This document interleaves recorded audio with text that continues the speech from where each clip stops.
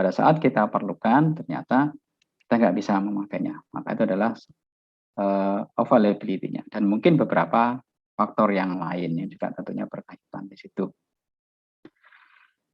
Kemudian ini saya stop share. Sebelumnya kita sudah membahas itu ya, tentang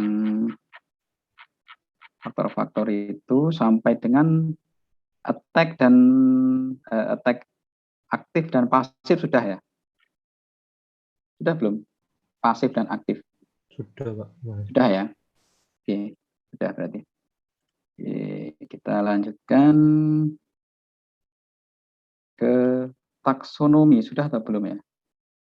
Taksonomi itu seperti ini. Ini sudah atau belum?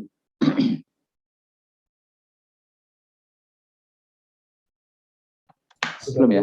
Sudah. Ya, belum. Belum ya? Belum dibahas tapi ya? Sudah terlihat tapi belum dibahas. Oke, kita lihat dulu di sini. Baik.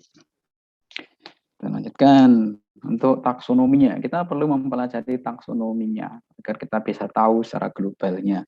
Kita bisa tahu secara keseluruhan seperti apa kira-kira security attack itu.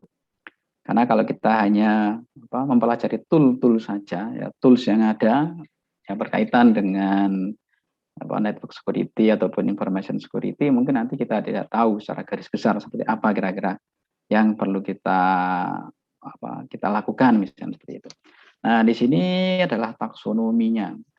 Jadi kita bisa membedakan ada beberapa ini ya, bisa kita bedakan menjadi beberapa attack, kemudian juga akibatnya dan apa faktor yang terpengaruh di situ. Kalau kita lihat di sini, ini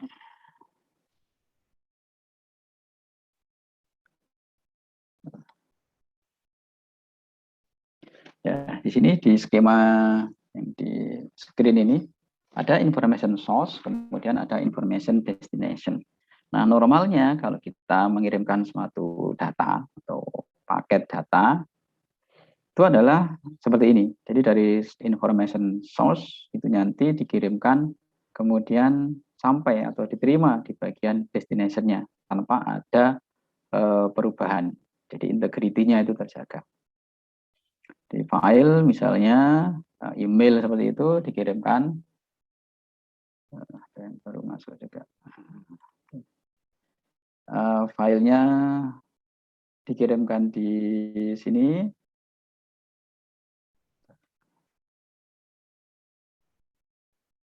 Ini kalau saya buka partisipan list itu kalian bisa ngelihatnya atau enggak di screen-nya?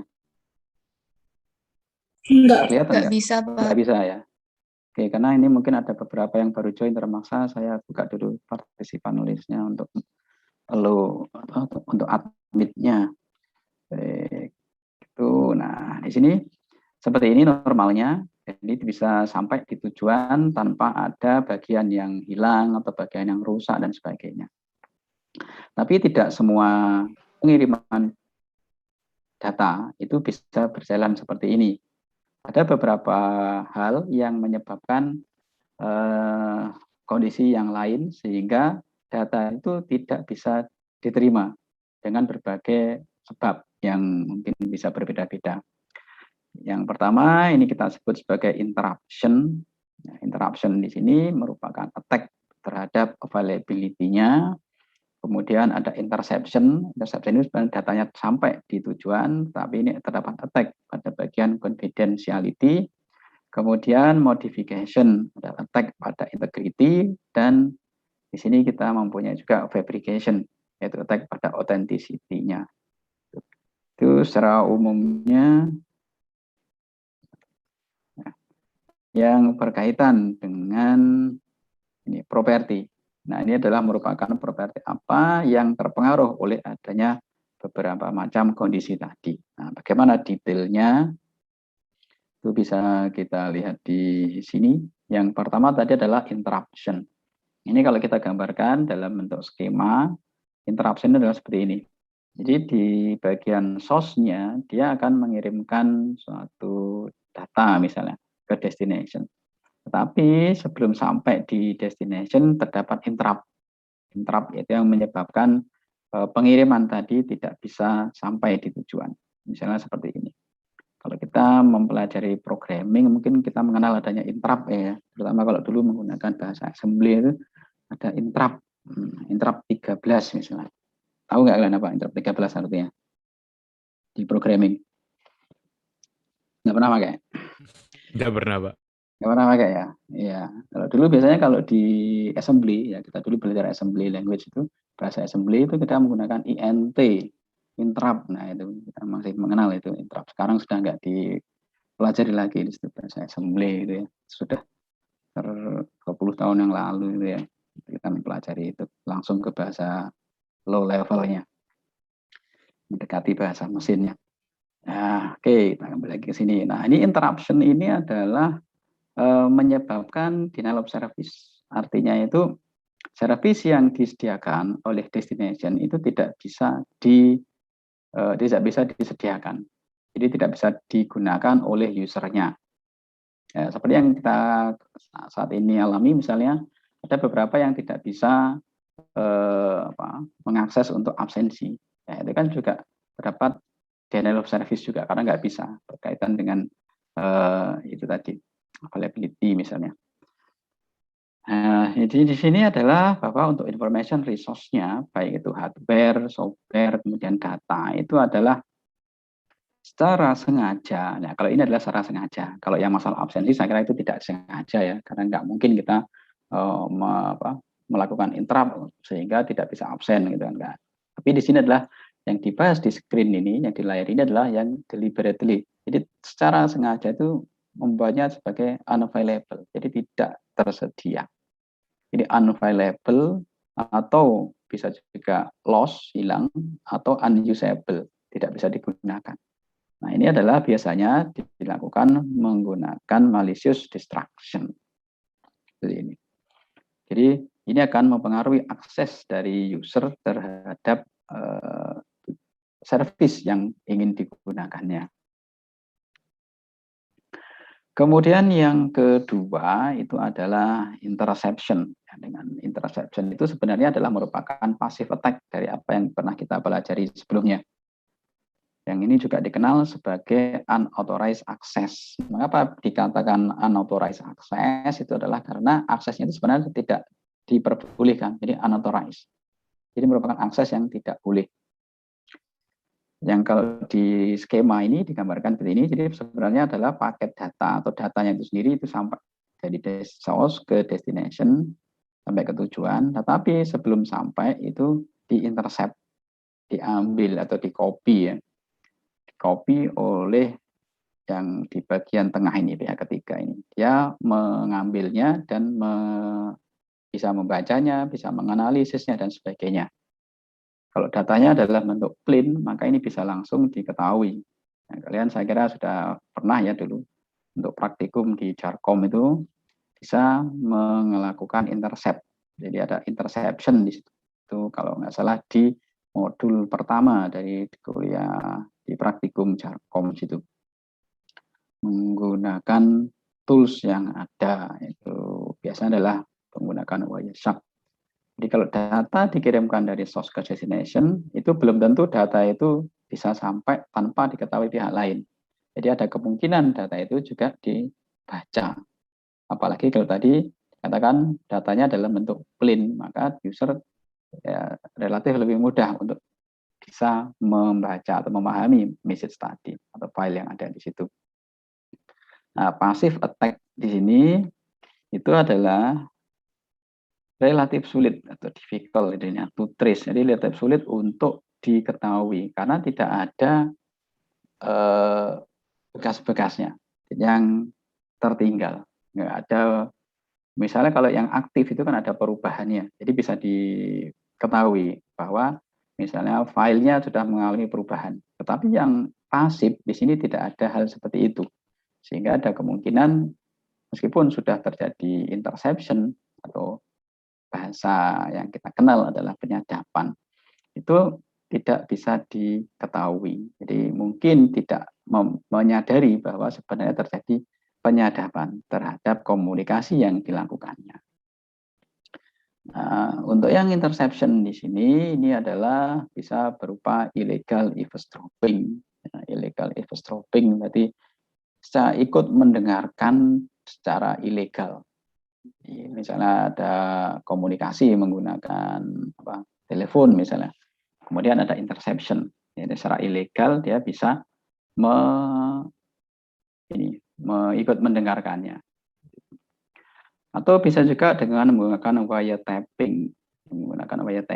Jadi kita ikut merekam dari apa yang data-data yang terkirim melalui suatu media. Di wiretapping di sini untuk merekam data-data yang lewat tadi. Bisa juga berupa sniffing atau illegal copying dan sebagainya. Jadi ada terdapat beberapa banyak hal yang kita kelompokkan menjadi satu, yaitu interception di sini.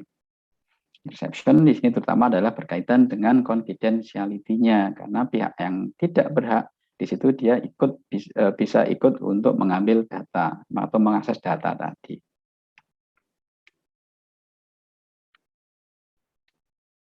Kemudian yang ketiga di sini adalah modification. Ini bisa berupa yang sebelumnya adalah berupa active attack. Nah, ini juga disebut sebagai tampering. Jadi, ada tampering di situ ada perubahan. Jadi ini ada data yang dikirimkan dari source ke destination. Tapi sebelum sampai destination, data tadi diambil oleh pihak ketiga di sini. Kemudian dilakukan modifikasi dan dikirimkan ke tujuannya. Nah, di sini tujuannya mungkin dia tidak tahu bahwa data yang dia terima itu sebenarnya sudah tidak mempunyai integriti lagi, karena sudah mengalami perubahan atau modifikasi oleh pihak yang tidak berhak tadi. Nah, kemudian resource yang ada di sini itu bisa berupa data, bisa berupa program, hardware device, dan sebagainya. Nah, sebagai contoh di sini adalah terdapat intercept message. Jadi mengambil suatu message. Tapi ini adalah dilakukan secara aktif. Artinya adalah terdapat modifikasi terhadap message yang diambil.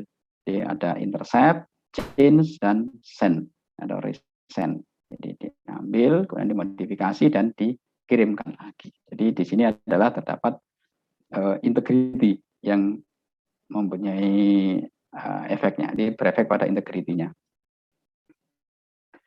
Kemudian yang keempat ini adalah berkaitan dengan fabrication. Fabrication ini adalah juga dikenal sebagai counterfeiting.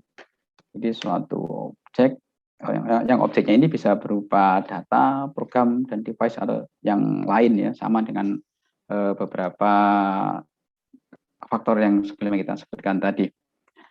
Fabrication ini kalau kita gambarkan dalam satu skema, itu seperti ini. Jadi information source, dia tidak melakukan apapun. Nah, kemudian ada destination, ya suatu pihak yang lain, yang kemudian dia menerima kiriman, misalnya paket atau berupa data, yang seolah-olah berasal dari source yang ada di sini. Padahal source-nya sendiri tidak mengirimkan apapun, misalnya data atau file atau yang lain ke destination tadi. Jadi pengiriman data itu dilakukan oleh pihak ketiga di sini, yang dia mengaku sebagai source-nya, padahal source-nya tidak melakukan. Nah, ini juga berarti menggunakan data-data milik source-nya. Nah, di sini destination tinggal menerima saja. Dia tidak tahu apakah ini benar-benar dari source yang legitimate atau tidak. Nah, bentuk seperti ini bisa berupa impersonation. Jadi seakan-akan sebagai pihak lain, bukan pihak yang sebenarnya. Kemudian ada masquerading atau yang disebut juga impersonation di situ. Yang artinya adalah to pretend. Jadi seakan-akan sebagai authorized entity untuk mendapatkan akses data. Jadi misalnya ini adalah pihak pegawai A misalnya. Kemudian yang di sini adalah sebagai bagian keuangan. Nah, ini ada pihak lain yang ingin mendapatkan data keuangan. Dia mengaku sebagai karyawan A tadi. Nah, di sini apakah yang destination akan menerima message tadi secara langsung atau tidak, itu tergantung dari proses autentikasinya. Apakah ada autentikasi atau tidak. Nah, maka di sini proses autentikasi itu juga penting untuk menentukan apakah misalnya request yang masuk itu benar atau tidak. Apakah itu legitimate atau tidak. Seperti yang dulu saya buat contohnya itu ya, bahwa ada misalnya mahasiswa yang mengirimkan email, kemudian minta agar kuliahnya di-drop. Kemudian dosen walinya mengikutinya, langsung di-drop mata kuliah dari mahasiswa A tadi. Nah, ini tanpa melalui proses autentikasi tentunya bisa beresiko. Karena yang melakukan pengiriman itu belum tentu mahasiswa A itu sendiri. Bisa juga mahasiswa B yang seakan-akan atau mengaku sebagai mahasiswa A, kemudian minta agar kuliah si A tadi di-drop. Akibatnya yang A-nya tidak mendapatkan nilai kuliah. Ini akan merugikan. Maka di situ salah satu usaha yang digunakan ya adalah melakukan autentikasi. Apakah benar request tadi berasal dari mahasiswa A tadi atau bukan? Nah, salah satunya bagaimana yang bisa kita lakukan? Kalau itu menggunakan request yang menggunakan email. Karena misalnya masih online seperti ini. Kita nggak mungkin ketemu langsung di kampus. Maka bagaimana kira-kira yang bisa kita lakukan untuk autentikasinya?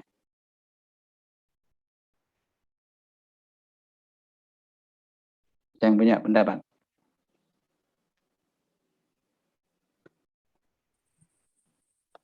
Ada nggak? Menyertakan scan KTM mungkin, Pak. Scan KTM. Nah, dari Ahmad Zidan. Bisa menyertakan scan KTM.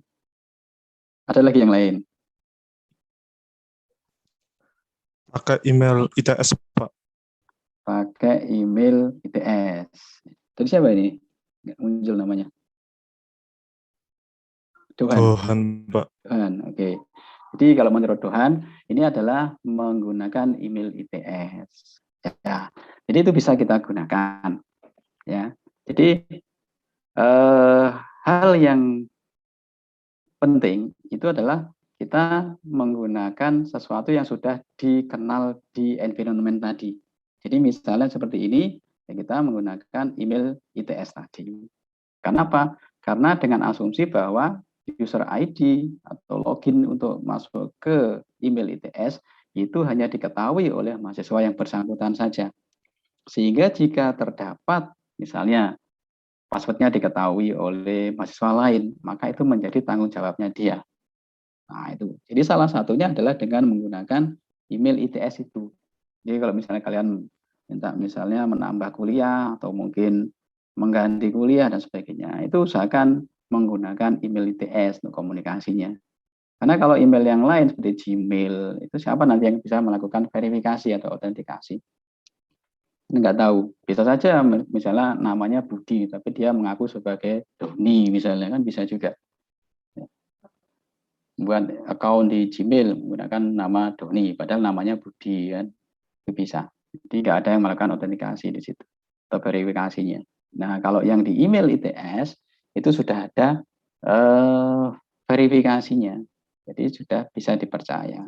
Nah bagaimana kalau misalnya menggunakan scan KTM tadi? Bisa juga scan KTM bisa, akan tetapi dimungkinkan bahwa KTM-nya itu sudah digunakan oleh mahasiswa B tadi, sehingga mahasiswa B juga atau mungkin misalnya mahasiswa A-nya yang akan mahasiswa B yang akan mengaku sebagai mahasiswa A, mungkin mahasiswa B tadi juga mempunyai KTM-nya si A, sehingga dia bisa melakukan fabrication juga dengan mengaku sebagai A tadi dengan menggunakan scan KTM. Jadi dalam hal seperti ini identifikasi atau autentikasi menggunakan scan KTM itu tingkatannya masih di bawah dari penggunaan email yang resmi tadi. Jadi ada beberapa tingkat bermacam-macam. Nah itu kalau digabungkan itu akan membuat suatu sistem yang lebih kuat lagi, yang nanti disebut sebagai defense in depth.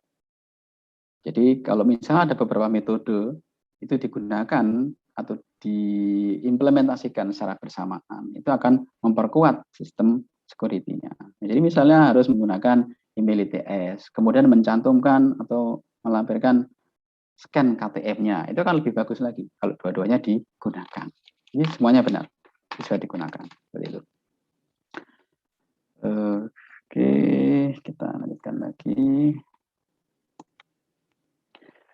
Nah, kalau tadi sudah kita bahas taksonominya, nah di sini serangan atau attack-nya itu sendiri itu bisa dikategorikan di dalam beberapa hal, ya, berdasarkan capability attack-nya, bisa berdasarkan overall objektifnya, kemudian ada targetnya, kemudian ada attack objektifnya dan sebagainya. Nah, itu kalau kita gambarkan adalah bisa kita presentasikan seperti ini. Ada availability-nya. Ya, kalau ini cap-nya itu tadi adalah kita sebut sebagai capability attack di situ. Capability attack. Jadi availability itu nanti adalah overall objektifnya adalah disruption. Jadi menyebabkan disruption, tidak tersedianya service yang ada. Namun targetnya adalah bisa berupa prosesnya, kemudian kontennya dan sebagainya. Nah, attack objektifnya adalah adanya loss, jadi hilang, atau mungkin ada delay untuk bisa mengaksesnya. Misalnya kalau loss-nya adalah nggak bisa absen, atau mungkin absennya harus bergantian, nah, itu menyebabkan delay dan seterusnya. Di sini bisa menyebabkan ini. Jadi availability itu disebabkan oleh adanya disruption, bisa berupa targetnya adalah prosesnya atau kontennya, kemudian objektifnya adalah loss atau delay tadi. Sedangkan kalau yang integrity di sini adalah berkaitan dengan korup. Ya, sebenarnya tidak korup di sini ya. Corruption itu kan bahasa Indonesia ini ya, ada korup. Nah, korup di sini adalah bisa berkaitan dengan prosesnya, juga kontennya, bisa berupa perubahan atau misalnya penambahan data, bisa juga berupa deletion. Jadi ada change, insert, deletion dan sebagainya. Itu kalau yang integrity-nya. Sedangkan yang berkaitan dengan confidentiality-nya itu bisa berupa exploitation untuk overall objektifnya itu. Dia mengeksploit apa yang sebenarnya tidak boleh diketahui oleh illegal artisnya. Jadi nggak boleh diketahui oleh pihak lain. Tapi kemudian itu dieksploitasi atau didisclose istilahnya. Jadi kalau kita mempelajari lebih lanjut lagi, nanti ada istilah-istilah, misalnya ada exploitation, ada disclose information, dan seterusnya. Sedangkan untuk yang confidentiality ini nanti dibagi menjadi beberapa tingkatan lagi. Kalau kita ada namanya buku untuk dokumennya, ya orange book namanya itu. Itu di situ ada tingkatan misalnya classified. Nah, mungkin kita sering ya melihat di film ada classified message misalnya atau classified email. Itu berarti adalah data yang sifatnya itu adalah rahasia. Kalau di dokumen kita mungkin kita ikut ujian itu kan ada di bagian atas biasanya dokumen rahasia milik negara seperti itu. Itu adalah menandakan bahwa itu adalah berupa dokumen yang diprotek secara hukum, tidak boleh disebarluaskan misalnya gitu. Nah di sini confidentiality itu tadi mungkin overall objektifnya adalah exploitation. Kemudian targetnya adalah proses, konten, kemudian ada objeknya adalah internalnya, ada eksternalnya, dan sebagainya. Nah, kemudian bagaimana gitu hal-hal yang berkaitan dengan attack tadi itu bisa diatasi atau dihindari. Nah, ini kita mengenal istilah lagi yaitu countermeasures. Countermeasures ini adalah untuk mengatasi hal-hal yang berkaitan dengan attack tadi. Nah, di sini terdapat 3 hal, yaitu adalah detection, ada response, dan ada recover. Deteksi atau detection di sini. Itu bisa kita ilustrasikan bahwa di sini suatu attack itu mungkin bisa tidak terdeteksi, sehingga bisa berlangsung relatif lama. Misalnya ada pihak yang di-intercept komunikasinya, tapi dia tidak menyadari bahwa sebenarnya dia sedang mengalami attack tadi berupa passive attack. Karena tidak menyadari, maka attack itu bisa berlangsung cukup lama atau beberapa saat. Atau mungkin terdeteksi pada saat terjadinya. Jadi begitu ada attack, langsung bisa diketahui. Atau bisa juga terdeteksi beberapa saat setelah kejadiannya berlangsung. Jadi tidak real time. Nah, itu kalau kita mengenal di jaringan komputer, di situ ada tools yang bisa kita gunakan yang kita sebut sebagai IDS, ya, Intrusion Detection System. Ada juga IPS, Intrusion Prevention System. Nah, terdapat perbedaan dari dua hal tadi, ada IPS, ada IDS. Kemudian ada respon. Respon ini juga bermacam-macam, ya, sama juga dengan detection tadi. Respon ini bisa berupa tidak ada respon sama sekali. Jadi meskipun ada attack, tapi tidak ada responnya. Jadi dibiarkan attack itu tetap berlangsung. Mungkin karena tidak tahu, bisa juga karena ya memang dibiarkan. Nah, mungkin karena objeknya tidak bernilai. Jadi meskipun direspon juga tidak ada gunanya, bisa juga seperti itu. Atau bisa juga meskipun diketahui di situ ada attack yang terjadi, tetapi biaya untuk melakukan respon itu adalah lebih besar misalnya daripada untuk membiarkannya, atau lebih besar daripada nilai dari objek itu sendiri, maka tidak perlu direspon, ini dibiarkan. Jadi tidak semua hal yang berupa attack itu kan perlu direspon tadi, tergantung juga dari nilai dari yang mengalami attack-nya itu sendiri. Kalau nilai objek yang mengalami attack itu adalah lebih rendah daripada nilai untuk melakukan respon, maka tidak perlu direspon juga.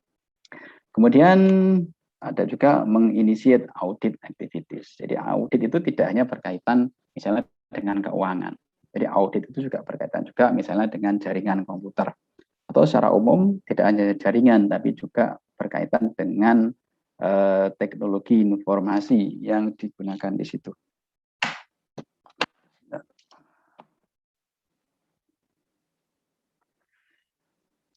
Audit kalau berkaitan dengan teknologi informasinya itu lebih luas lagi daripada yang hanya berkaitan dengan jaringan saja. Kalau jaringan komputer misalnya adalah yang diaudit berkaitan dengan bandwidth-nya sebagai contoh. Apakah pada saat digunakan bandwidth-nya memang seperti apa yang sudah ditentukan. Kemudian berkaitan juga dengan misalnya adalah pengiriman datanya. Apakah data itu boleh dikirimkan dengan menggunakan email pribadi, misalnya Gmail, Yahoo, dan sebagainya, ataukah harus menggunakan email institusi.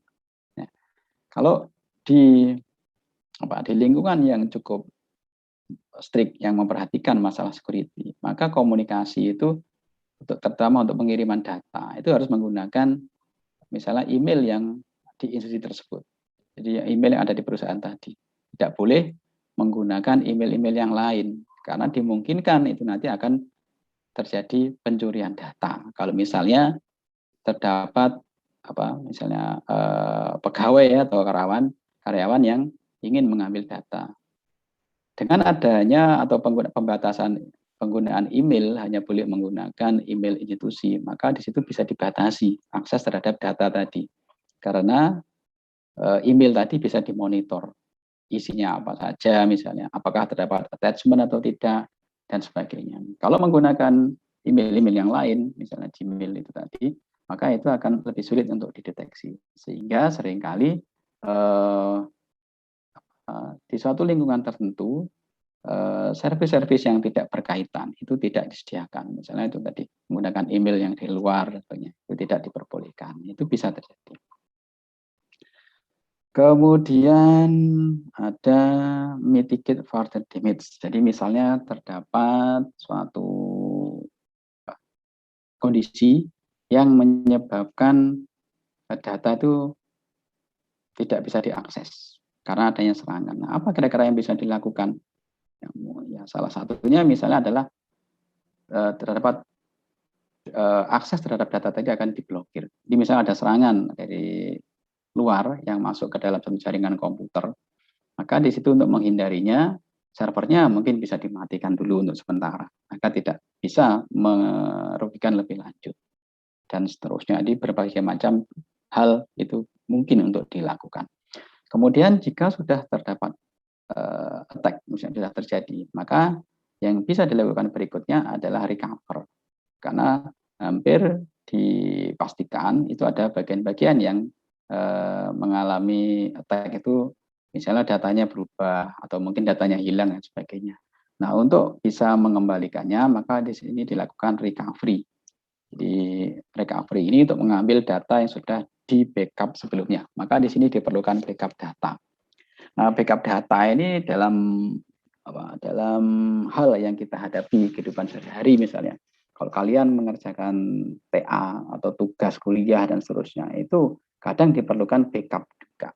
Karena kita nggak tahu apakah misalnya laptop kita itu bisa diakses lagi atau enggak. Kadang mendekati deadline pengumpulan, misalnya pengumpulan tugas atau pengumpulan tugas akhir, ternyata tiba-tiba laptopnya ada masalah. Itu sering terjadi.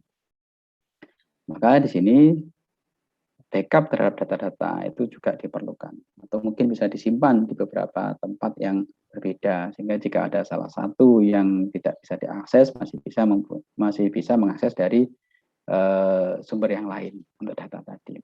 Nah, masalah backup sendiri nanti bisa bermacam-macam. Ada backup yang dilakukan, misalnya adalah yang dilakukan setiap hari, kemudian ada yang setiap minggu dan seterusnya, tergantung dari keputusan penting tidaknya suatu data itu untuk perusahaan atau institusi tadi. Jadi di sini untuk countermeasures-nya itu bisa kita bedakan, ada detection, kemudian ada respond, kemudian ada recover. Ini 3 hal ini. Deteksi adalah sebelum ada attack, respond ini adalah pada saat ada attack-nya, kemudian recovery ini adalah setelah terjadi attack-nya. Kemudian terdapat security service. Security service di sini adalah untuk mengimplementasikan dari countermeasures yang ada. Ini bisa menggunakan beberapa security mechanism. Ya, security mechanism itu adalah yang diterapkan di dalam realitasnya. Kemudian untuk bisa mengenali standar-standar yang ada yang berkaitan dengan security, ini kita bisa menggunakan dokumentasi yang sudah tersedia. Misalnya di sini ada X800, kemudian ada juga ISO di situ yang berkaitan.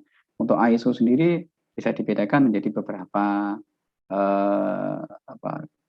bidang yang berkaitan dengan IT itu.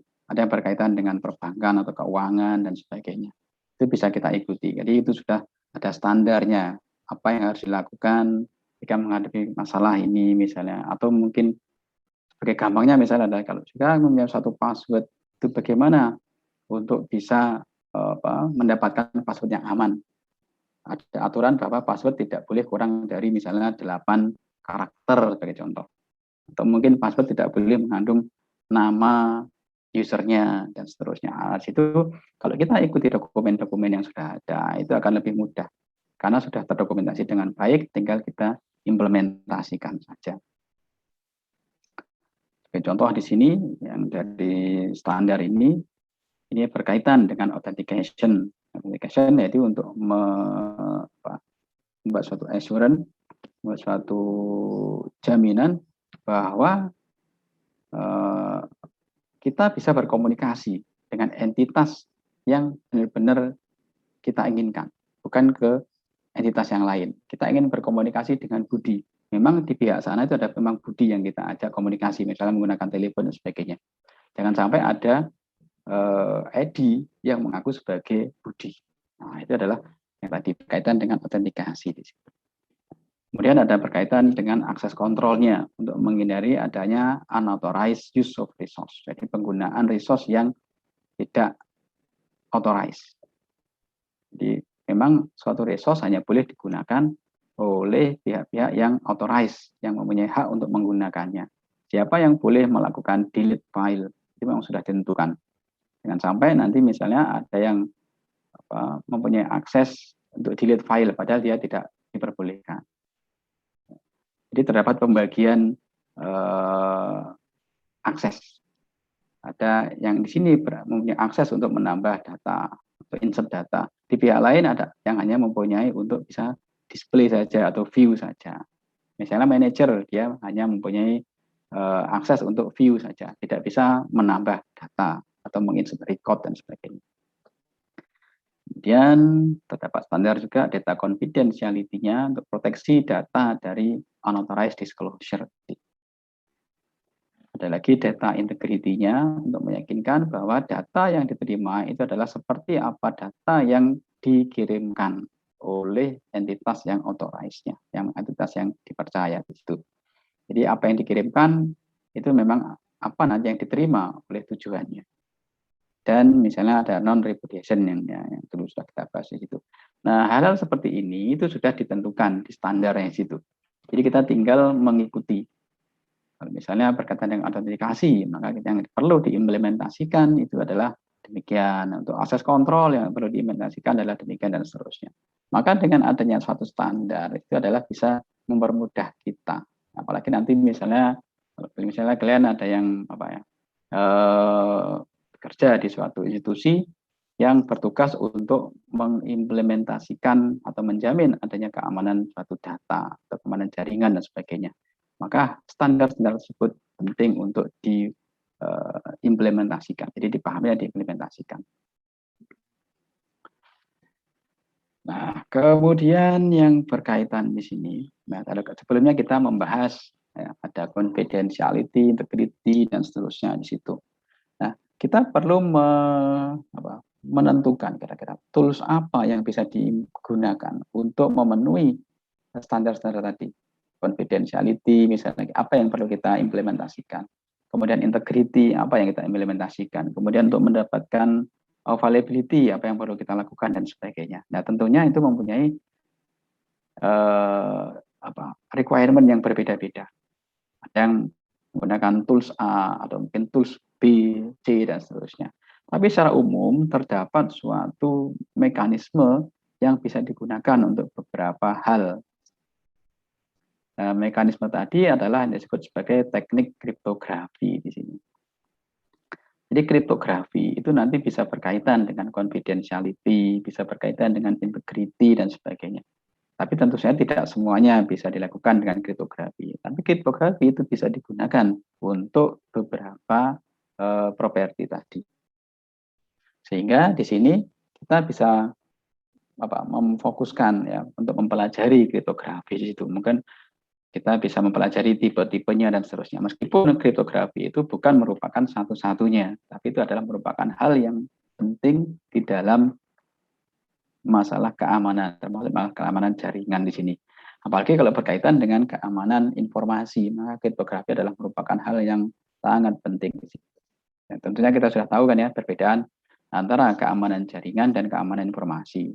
Ada keamanan sistem informasi yang dulu sudah kita bahas di pertemuan pertama adalah itu. Nah, di sini kriptografi adalah bisa digunakan untuk memenuhi tadi. Maka kita perlu mempelajari kriptografi. Nah, tapi sebelum mempelajari kriptografi, kita bisa melihat dulu beberapa hal yang lain ya berkaitan dengan security mechanism di situ. Ada yang sifatnya spesifik, kemudian ada yang bersifat adalah pervasif. Seperti yang ada di sini. Nah, kalau kita membahas masalah kriptografi, itu secara umum bisa kita buat skema seperti ini. Ini adalah merupakan diagram ya, yang diambil dari buku William Sterling. Saya kira kalian juga punya William Sterling ya, yang berkaitan dengan keamanan jaringan di situ. Jadi model dari jaringan keamanan jaringan. Di sini digambarkan terdapat beberapa entitas. Ada bagian sendernya ini. Kemudian ada bagian resipiennya. Jadi kalau ada sender tentunya ada resipiennya. Ini adalah pengirimnya, pengirim data. Sedangkan untuk yang resipien di sini adalah sebagai penerima datanya, yang menerima. Nah, kadang-kadang untuk pengiriman data dari sender ke resipien itu melibatkan pihak ketiga yang disebut sebagai third party. Nah, third party ini tentunya tidak sembarangan, sifatnya harus trusted.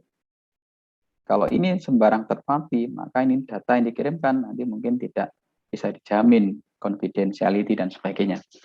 Tapi jika di situ adalah digunakan trusted third party, maka kita bisa menganggap bahwa third party itu adalah merupakan bagian yang bisa dipercaya, yang bisa diasumsikan tidak mungkin dia akan misalnya membaca email yang kita kirimkan sebagai contoh.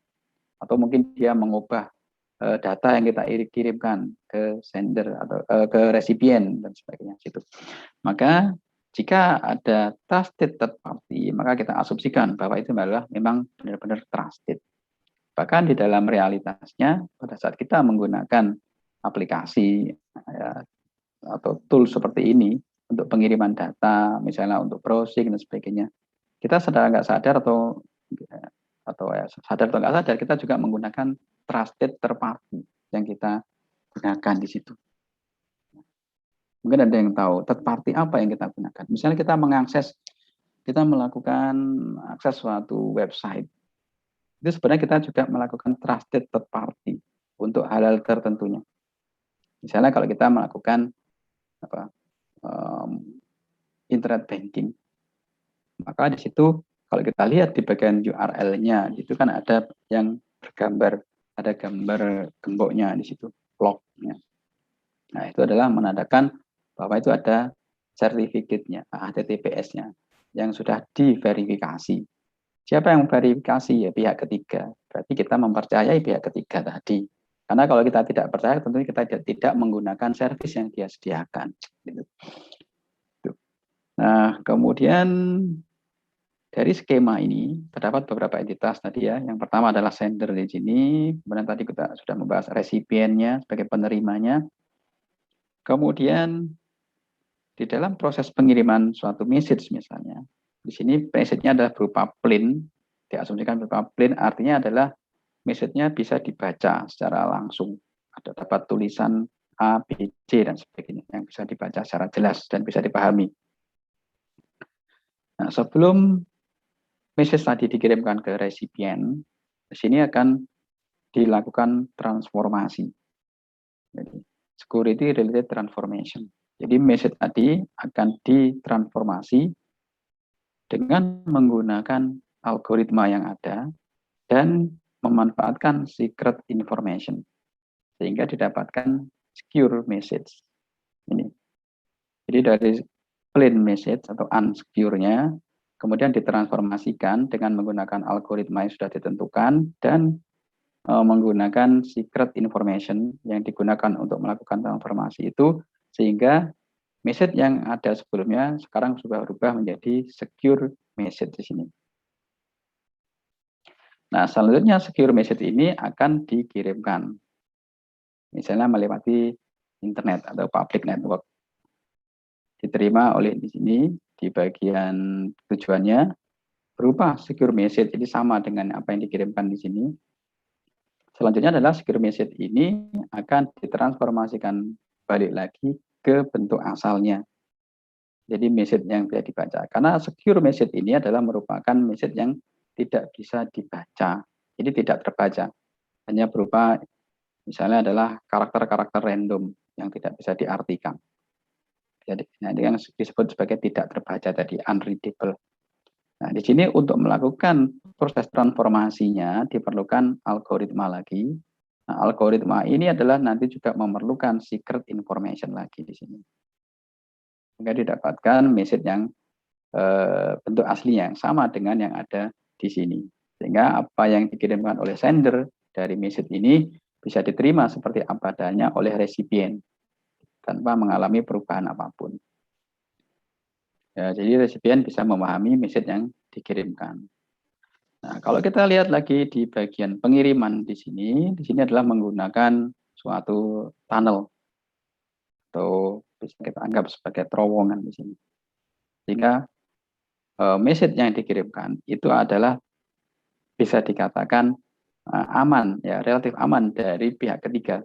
Jika misalnya ada pihak ketiga yang ingin mengambilnya, maka dia tidak bisa mendapatkannya. Tapi ini adalah dalam bentuk logiknya saja, dalam bentuk logika saja. Untuk fisiknya adalah tidak seperti ini. Fisiknya adalah sama saja dengan jaringan yang lain. Ini bisa menggunakan kabel atau mungkin menggunakan wireless dan sebagainya. Tapi secara logiknya itu adalah terdapat tunnel seperti ini. Tunnel ini yang nanti akan menghalangi pihak ketiga untuk bisa mengambil tadi. Tetapi pada realitasnya, secara fisiknya, secure message yang dikirimkan dari sender ke resipien itu tetap bisa diambil misalnya oleh oponen di sini. Tapi dia tidak bisa mengartikannya, tidak bisa membacanya secara langsung. Jadi secara fisiknya adalah bisa diambil message-nya, tapi secara logiknya adalah tidak bisa didapatkan makna dari message yang diambil tadi. Karena sudah mengalami transformasi menjadi secure message. Nah, dari skema ini kemudian terdapat 4 bagian yang berkaitan, yang kemudian perlu didefinisikan. Kalau kita kembali lagi ke sini. Yang pertama adalah untuk algoritmanya di sini. Nah, bagaimana algoritma yang digunakan untuk melakukan transformasi itu? Nah, inilah yang disebut sebagai kriptografi. Jadi kriptografi di sini adalah untuk melakukan proses ini. Atau secara detailnya, ini adalah proses enkripsinya di bagian dari kriptografinya. Karena nanti ada proses kebalikannya yang disebut sebagai proses dekripsi. Jadi enkripsi dari suatu plain message menjadi secure message atau unsecure menjadi secure, ini adalah proses enkripsinya. Sedangkan proses kebalikannya adalah sini yang kita sebut sebagai dekripsi. Dekripsi ini adalah merupakan transformasi juga, tapi arahnya berkebalikan. Dari secure message ini menjadi unsecure message yang bisa dibaca. Atau secure itu artinya adalah tidak bisa dibaca karena tidak mempunyai urutan huruf-huruf dalam satu kata yang bisa dipahami. Jadi random. Sedangkan yang unsecure itu adalah dalam bentuk plain, seperti tulisan seperti ini adalah plain, jadi bisa dibaca dengan langsung. Jadi ada proses untuk melakukan enkripsi dan dekripsi di sini. Ini adalah enkripsinya, kemudian di sini adalah proses dekripsinya. Yang ini secara keseluruhan kita sebut sebagai kriptografi di situ. Nah, kemudian yang kedua itu tadi adalah pada saat melakukan transformasi, ya di sini yang kedua itu. Nah, kembali ke sini, pada saat melakukan transformasi kita memerlukan secret information. Nah, bagaimana secret information itu digunakan? Nah, di dalam kriptografi, secret information ini adalah yang disebut sebagai kuncinya atau key-nya. Jadi key di sini adalah digunakan untuk transformasi. Ini adalah prosesnya, tetapi hasilnya di sini adalah tergantung juga dari key-nya tadi. Jadi hasil transformasi dari message ke secure message ini adalah dipengaruhi oleh algoritma yang digunakan dan juga key-nya atau kuncinya. Ya, meskipun mempunyai algoritma yang sama, tapi jika key-nya atau kuncinya ini adalah berbeda, maka hasilnya adalah berbeda juga. Jadi message-nya sama, algoritmanya sama, tapi key-nya berbeda, maka di sini hasil transformasinya akan berbeda. Sehingga tidak bisa dibaca oleh misalnya user lain yang juga menggunakan algoritma yang sama. Tapi dia tidak tahu kuncinya di sini, maka tidak bisa dibaca. Sehingga meskipun algoritma ini digunakan oleh banyak user, tapi jika masing-masing secret information atau key-nya ini adalah dirahasiakan, maka tidak ada yang bisa membacanya. Jadi diasumsikan seperti itu. Sehingga secret information atau key di sini adalah merupakan data yang tidak boleh diberikan ke pihak lain. Ya, seperti halnya password email, tentu kita tidak memberikan password kita. Apalagi password Integra, ya, MyITS di situ.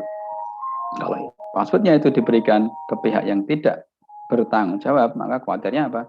Bisa minta drop mata kuliah dan seterusnya. Itu kan cukup beresiko. Kemudian faktor yang ketiga, yang pertama tadi adalah transformasi di sini atau algoritmanya. Yang kedua adalah secret information atau key-nya.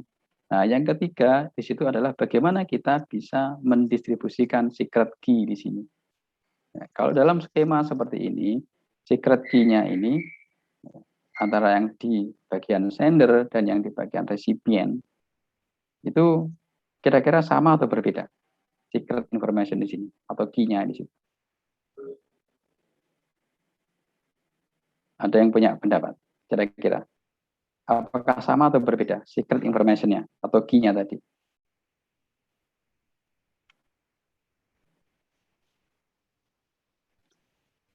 Biar nggak ngantuk. Sama atau berbeda kira-kira secret information di sini antara sender dengan resipien? Siapa yang punya pendapat? Sama atau berbeda? Kalau menurut saya sama, Pak. Karena kalau misalnya beda, secure message-nya nggak bisa didekripsi. Jadi kalau menurut Ilham, ya, Ilham Bayhaqi, di sini secret information-nya adalah sama atau key-nya adalah sama. Ada lagi yang lain?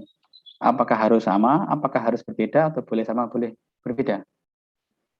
Ada yang punya pendapat lagi?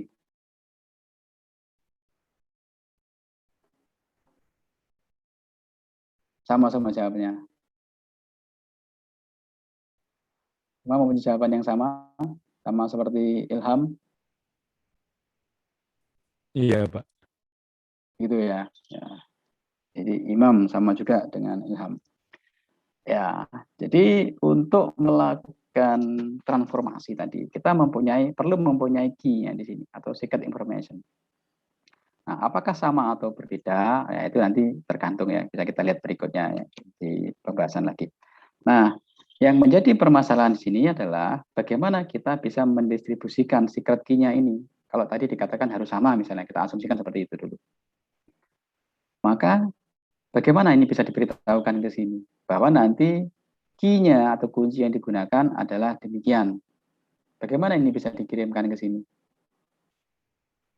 Itulah merupakan bagian atau permasalahan yang ketiga, yaitu key distribution namanya. Jadi masalah key distribution itu adalah juga merupakan masalah yang kompleks, jadi tidak sederhana. Jadi ada mekanisme tertentu. Untuk mekanisme yang cukup simpel, itu adalah bisa diberikan secara langsung. Jadi misalnya ketemu di kampus, di kelas gitu. Nah, kemudian janjian bahwa key-nya akan diberikan secara langsung. Itu artinya kan tidak ada pihak lain yang terlibat di situ. Antara sender dengan resipiennya. Jadi sender ketemu langsung resipien, dia menyerahkan key-nya. Selanjutnya, key tadi digunakan untuk melakukan komunikasi seperti ini. Gitu. Nah, tapi bagaimana jika misalnya antara sender dan resipien itu tidak pernah ketemu? Seperti halnya misalnya sekarang kuliahnya online seperti ini, jadi nggak ke kampus, nggak bisa menyerahkan key-nya atau kuncinya secara langsung. Nah, bagaimana untuk bisa menyerahkan ke sini? Kalau dikirimkan menggunakan email misalnya, nah, nanti siapa yang bisa menjamin bahwa email tadi tidak mengalami intercept? Misalnya seperti itu. Karena ada kemungkinan emailnya di intercept oleh pihak yang lain. Apalagi kalau misalnya email itu tidak mengalami transformasi, tidak ada transformasi ini. Nah, jadi merupakan hal yang cukup kompleks ini, mengirimkannya ke sini. Karena tidak bisa tidak di-generate oleh masing-masing. Kalau ini mengenerate sendiri, sender mengenerate sendiri, kemudian resipien mengenerate sendiri, ya, secara umum ya ini. Tentunya ada mekanisme yang bisa seperti itu. Tapi secara umum, apa yang di-generate oleh sender dan apa yang di-generate oleh resipien, ini tentunya akan tidak sama. Akan sangat sulit untuk menyamakan kalau tidak mengalami tidak ada janjian seperti itu. Nah, bagaimana? Itu adalah algoritma lagi yang diperlukan untuk bisa melakukan seperti itu. Jadi key distribution adalah merupakan masalah lagi. Jadi yang pertama tadi adalah algoritmanya, kemudian yang kedua adalah key generation-nya, mengenerate key-nya. Yang ketiga adalah key distribution-nya. Jadi mendistribusikan key-nya tadi. Nah, kalau misalnya usernya banyak, ada 1000 atau lebih mungkin, bagaimana dia bisa mendistribusikan key-nya ke 1000 user tadi. Kemudian yang keempat itu adalah berkaitan dengan protokolnya. Jadi protokol itu adalah berkaitan dengan aturan-aturan yang ada di sini. Jadi misalnya bagaimana untuk melakukan pengiriman data, bagaimana untuk prosedurnya. Nah, di situ adalah berkaitan dengan protokol. Jadi ada 4 hal di situ yang perlu kita perhatikan di dalam model ini. Itu adalah algoritmanya, algoritma untuk kriptografinya. Kemudian yang kedua adalah key generation-nya. Kemudian yang ketiga adalah key distribution-nya, mendistribusikan key-nya. Dan yang keempat adalah untuk mendesain protokolnya atau prosedur yang ada di situ. Atau bisa kita katakan seperti ini. Ya, untuk protokolnya. Protokol, kemudian key distribution, key generation, dan juga algoritmanya. Ini secara keseluruhan menjadi 4 bagian di sini. Nah, dengan menggunakan kriptografi tadi, ya, yang tadi kita asumsikan secara logik itu adalah kriptografi itu akan membentuk tunnel seperti ini. Kemudian di sini ada gate-nya atau pintu gerbangnya. Yang tunnel ini nanti akan langsung masuk ke gate sini, sehingga tidak ada pihak lain yang bisa masuk kecuali dia melewati tunnel tadi. Nih, gambaran secara logik dari kriptografi. Yang tadi kita katakan bahwa secara fisiknya adalah tidak seperti ini. Nah, secara fisiknya masih tetap kabel dan seterusnya, atau mungkin wireless, sinyal dan seterusnya. Tapi secara logiknya ada seperti ini. Sepertinya kalau kalian menggunakan VPN untuk connect ke jaringan yang ada di kampus. Misalnya ingin mengakses makalah, misalnya, itu kan harus connect ke jaringan kampus, maka di situ digunakan VPN. Mungkin sebagian sudah pernah menggunakan itu ya. Mungkin ada yang belum juga ya. Mungkin malah banyak yang belum ya. Saya juga nggak tahu itu. Ada yang pernah menggunakan VPN untuk connect ke jaringan di kampus? Atau malah nggak tahu kalau bisa seperti itu? Nggak ada yang pernah menggunakan? Nggak ada ya. Jadi kita bisa mengakses ke jaringan kampus. Misalnya untuk mendownload paper-paper atau jurnal dan seterusnya, kita connect ke jaringan di ITS, karena ITS sudah punya langganan makalah-makalah seperti itu yang bisa kita gunakan untuk untuk mengerjakan TA atau mungkin untuk kuliah atau mungkin untuk keperluan lain. Nah, di situ adalah kita perlu connect menggunakan VPN tadi, ya, virtual private network. Sifatnya lah virtual seperti ini. Seperti itu. Ya, jadi di sini adalah secara logik terdapat tunnel yang akan membatasi akses dari pihak ketiga tadi. Nah, di sini terdapat. Jadi di luar tunnel ini akan bisa diasumsikan banyak oponennya. Oponen di sini bisa bermacam-macam. Ada human-nya, bisa berupa hacker, cracker, dan seterusnya. Ada berupa software, bisa berupa malware itu ya. Ada bisa virus, kemudian worm, dan seterusnya. Maka di sini diperlukan proteksi tadi.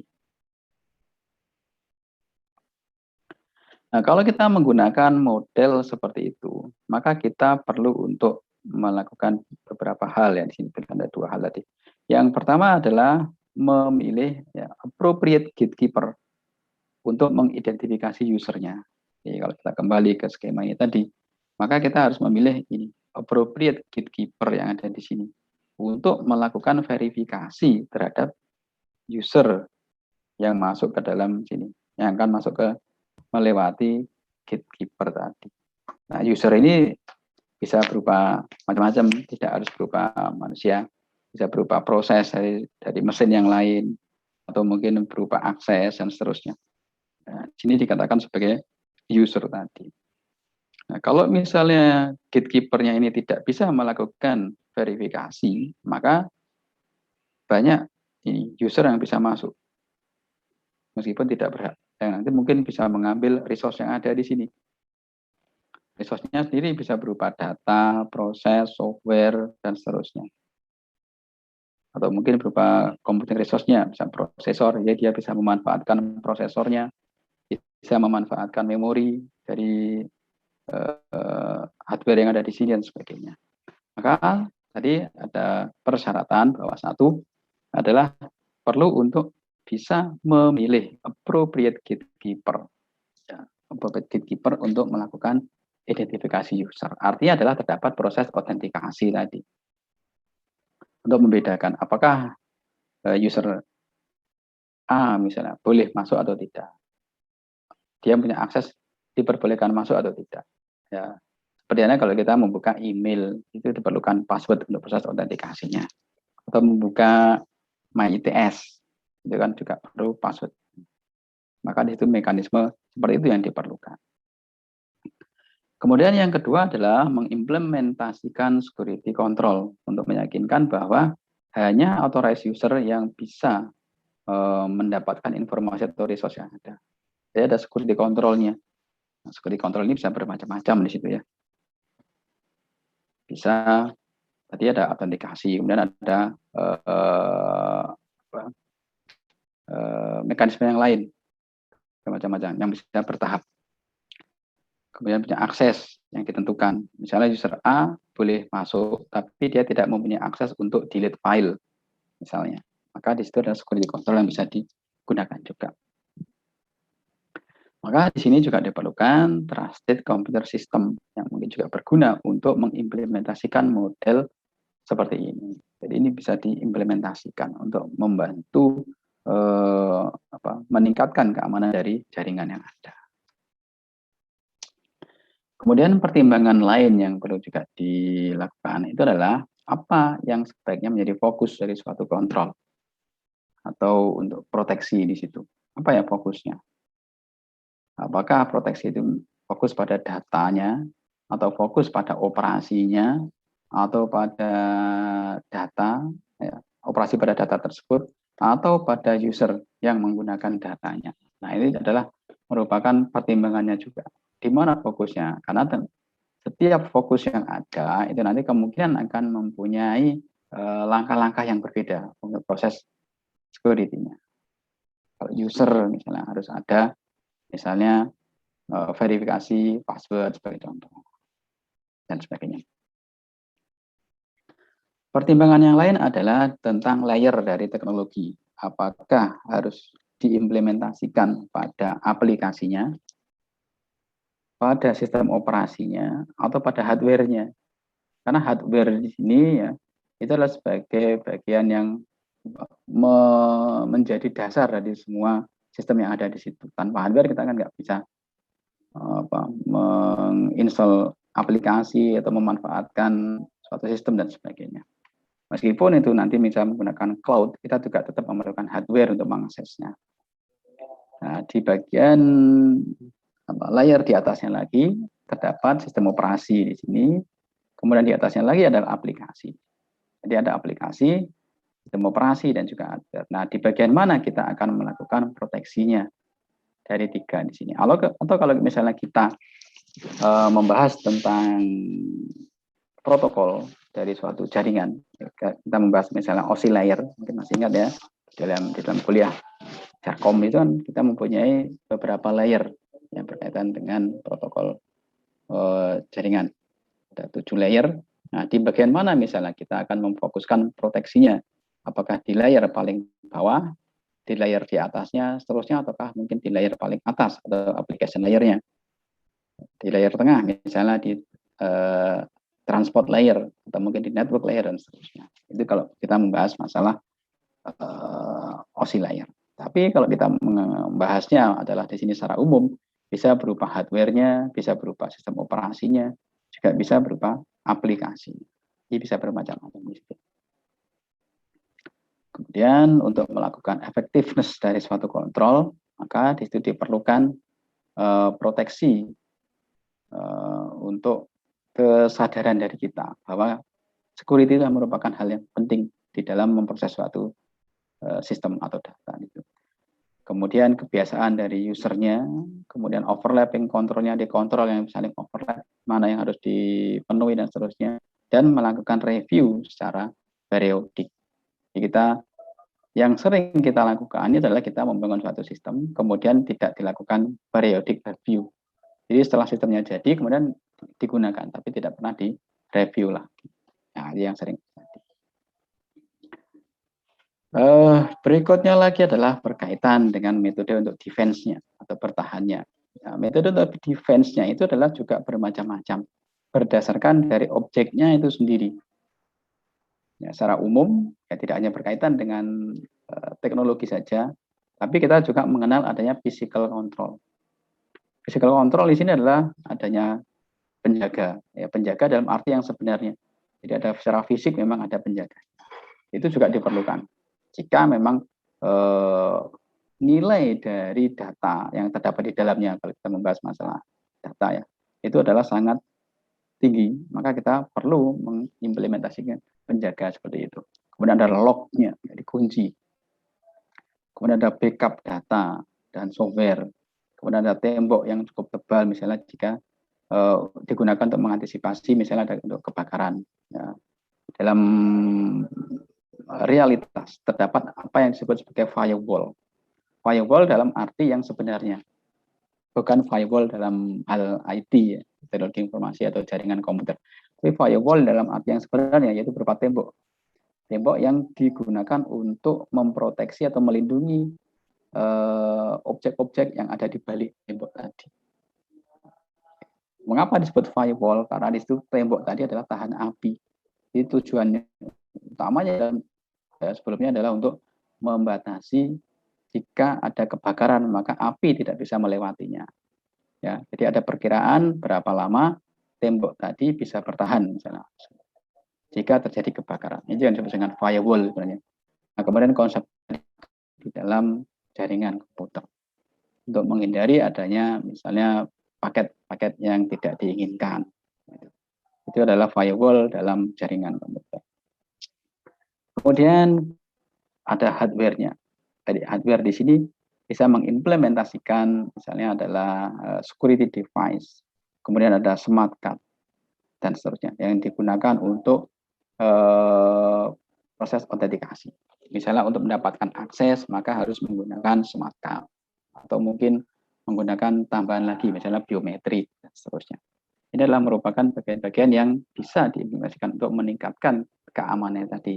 Yang kalau diimplementasikan secara bersamaan menjadi bagian yang disebut sebagai defense in depth, jadi pertahanan secara mendalam. Kemudian ada software controlnya, ada setup firewall-nya, kemudian install software untuk memaksa adanya autentikasi dan sebagainya. Itu. Jadi berdasarkan objeknya, di sini metode dari defense-nya itu bisa kita bedakan. Ada physical, ada hardware, software, dan ada beberapa yang lain, tapi yang utama kita kelompokkan menjadi 3 bagian di sini, physical, hardware, dan software-nya.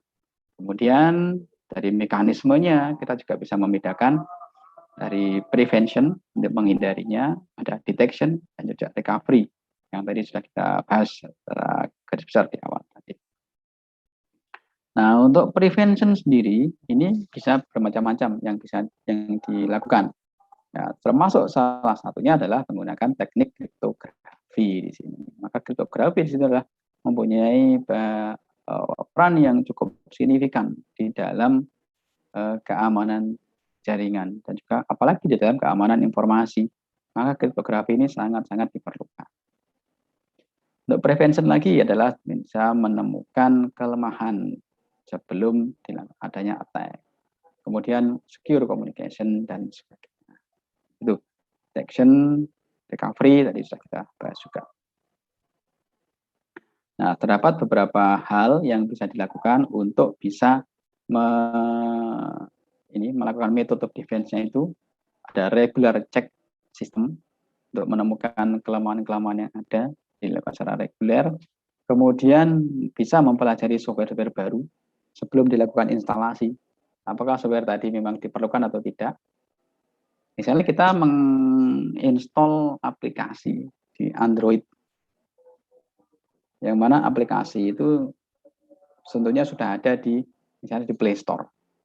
Nah, bagaimana kita bisa menginstallnya dan kita yakin bahwa tidak ada hal yang membahayakan terhadap sistem kita? Apakah pernah misalnya kita membaca misalnya reviewnya atau mungkin membaca dokumentasi dan sebagainya? Nah, kalau mengikuti standar, maka itu diperlukan untuk mempelajari software-nya terlebih dahulu sebelum dilakukan instalasi. Jangan-jangan aplikasi yang kita install di Android, ya di smartphone kita, jangan-jangan mempunyai atau meminta akses yang sangat banyak yang di luar yang diperlukan. Misalnya akses untuk menggunakan kamera, akses untuk menggunakan mikrofon, akses untuk melihat kontak listnya dan sebagainya. Padahal itu semua mungkin tidak diperlukan. Nah, kalau tidak diperlukan kan berarti usernya yang kita nggak tahu di mana dia bisa menggunakannya karena memang kita sudah memberikan aksesnya di situ. Itu sebenarnya adalah perlu kita perhatikan juga. Tapi mungkin kita jarang untuk mengeceknya. Bahkan mungkin untuk melihat akses apa saja yang diperlukan atau yang diminta oleh aplikasi yang akan kita install, mungkin kita juga tidak melihatnya. Nah, itu adalah kenyataan yang ada. Kemudian melakukan review terhadap security policy-nya. Security policy ya di aturan-aturan yang ada tadi. Yang aturan itu sudah didokumentasikan ya. Bisa yang ada dari ISO atau mungkin yang lain. Dan yang penting juga adalah melakukan edukasi terhadap usernya. Bagaimana bisa user itu memahami pentingnya security-nya di situ. Jangan sampai misalnya data yang sudah sangat ketat dijaga oleh sistem, misalnya dipasangi tools yang sangat banyak, kemudian ada firewall-nya, ada IDS dan sebagainya. Kemudian usernya sendiri menuliskan password komputernya di dalam kertas yang ditempel di monitornya. Nah, itu kan sama aja. Meskipun sistemnya sudah bagus, ya bisa dilewati atau diakses oleh pihak lain, tapi ternyata usernya yang kemudian membuat kelemahan sendiri, itu dengan menuliskan passwordnya di misalnya di post-it itu, kemudian ditempelkan di monitor. Nah, itu untuk mempermudah mengingat passwordnya. Itu sebenarnya adalah cukup berbahaya juga. Nah, itu. Berikutnya lagi adalah berkaitan dengan kriptografi. Nah, setelah itu kita bisa masuk ke bagian kriptografinya. Kriptografi apa yang dimaksud dengan kriptografi dan seterusnya. Nah, sampai di sini mungkin ada yang bisa mungkin ada yang bertanya, silakan. Ada pertanyaan nggak?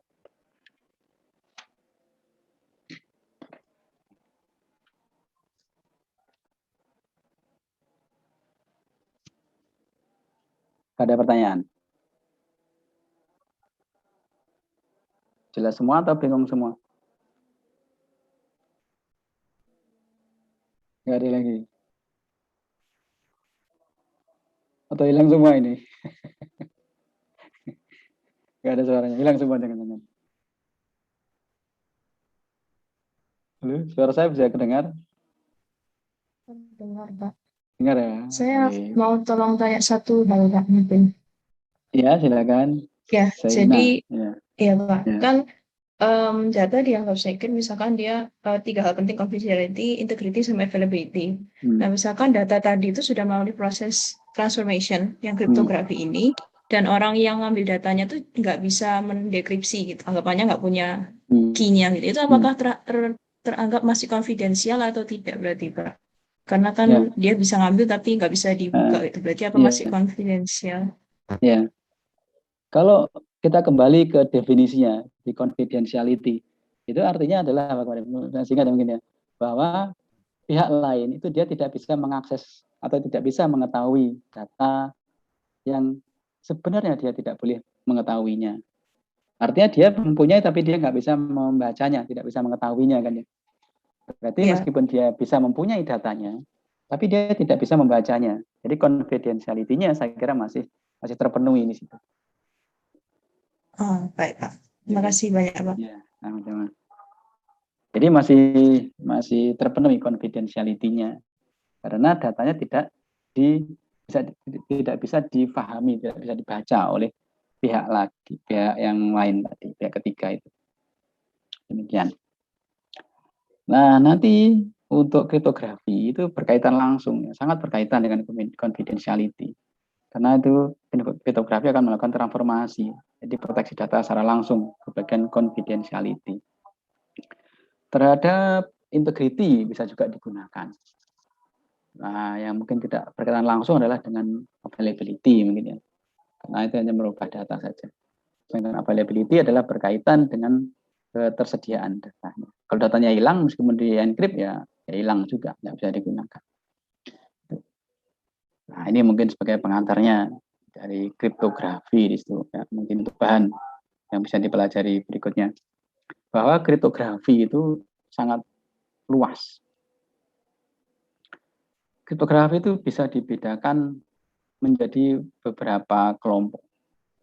Ya, ada kelompok berdasarkan jumlah key-nya atau jenis key-nya. Nah, kalau tadi kita mempunyai skema tadi kan ya, ada kita kembali lagi ke sini. Di sini kita melihat bahwa di sini ada secret information atau key-nya tadi. Nah, apakah tadi key-nya ini harus sama, harus berbeda, atau boleh sama, boleh berbeda? Nah, tadi kita tanyakan seperti itu. Nah, itu adalah kriptografi bisa dibedakan berdasarkan key-nya tadi. Ya, itu adalah masuk di kelompok yang pertama di sini. Berdasarkan jumlah key-nya.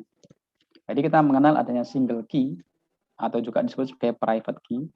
Kemudian ada two key atau juga disebut sebagai public key. Jadi kalau kita mengenal single key, maka lawannya adalah two key. Kalau private key, maka kita mengenal public key. Nah, artinya apa? Single key itu artinya adalah untuk sender dan receiver-nya tadi mempunyai key yang sama. Harus sama.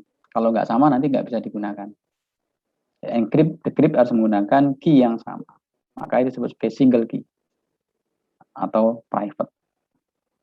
Sedangkan jika antara sender dan receiver atau sender dan destination itu menggunakan key yang berbeda, itu maka disebut sebagai two key atau public key atau public cryptography namanya.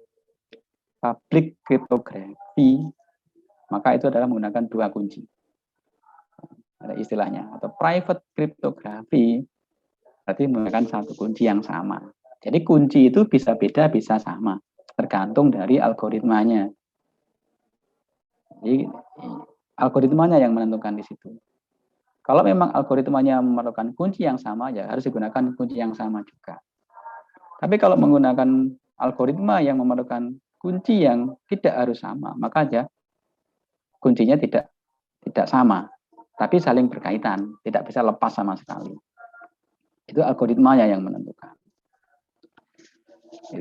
Jadi ada single, ada two, ada private, ada public. Kemudian yang kedua adalah kriptografi, dibedakan berdasarkan operasinya. Operasi di sini ada substitusi, ini algoritma ya, jadi berkaitan dengan algoritmanya. Substitusi, transposisi, atau produk. Produk ini merupakan gabungan, jadi gabungan dari substitusi dan transposisi. Kemudian yang ketiga, ini adalah berkaitan dengan bagaimana plain text-nya atau message-nya itu diproses. Ada yang menggunakan mekanisme block, ada yang menggunakan stream. Jadi kalau block itu ya satu blok data diproses secara bersamaan. Ada yang menggunakan stream, jadi stream satu-satu. Jadi seperti mengalir itu, maka disebut sebagai stream ya. Ada mengalir, jadi satu diproses. Ya, kalau blok di situ adalah secara bersamaan. Satu blok misalnya ada 8 byte langsung diambil diproses. Atau mungkin 8 bit, ya bisa bit, bisa byte. Itu dalam satu blok di situ, misalnya. Itu diproses secara bersamaan. Nah, itu algoritmanya juga yang menentukan. Apakah algoritmanya memang didesain untuk blok atau untuk stream. Jadi masing-masing mempunyai plus minusnya. Gitu. Nah, gitu. Mungkin sampai di sini, silakan. Sebagai pengantar ini, ada yang tanya nggak? Kriptografi? Nggak ada. Ya, mungkin mulai minggu depan kita bahas kriptografi ya. Nah, saat ini saya kira kita cukup sebagai intronya di sini masalah kriptografi di situ. Silakan, sudah absen semua tadi?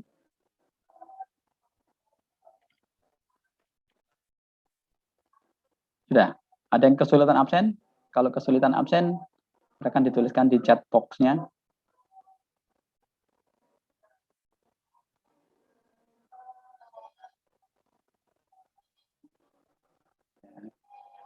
Jadi, baik untuk hari ini, untuk minggu ini saya kira ini kita cukup sekian dulu. Silakan bisa dipelajari masalah kriptografi yang bisa kita bahas untuk berikutnya. Ya, dipastikan yang belum absen bisa menuliskan di chat box karena mungkin sistemnya belum bisa, atau kalau sudah bisa absen langsung. Ya, yang belum ya itu yang belum silakan dituliskan nama NRP-nya agar lebih mudah untuk mengenalinya. Ya.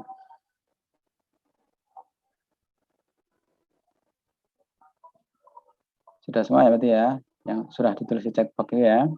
Baik, kalau sudah ya ada 42. Baik, kalau sudah dituliskan semua, saya akhiri dulu. Selamat siang. Assalamualaikum warahmatullahi wabarakatuh. Terima kasih, Pak. Sama-sama. Terima kasih, Yuk. Pak. Terima kasih, Pak.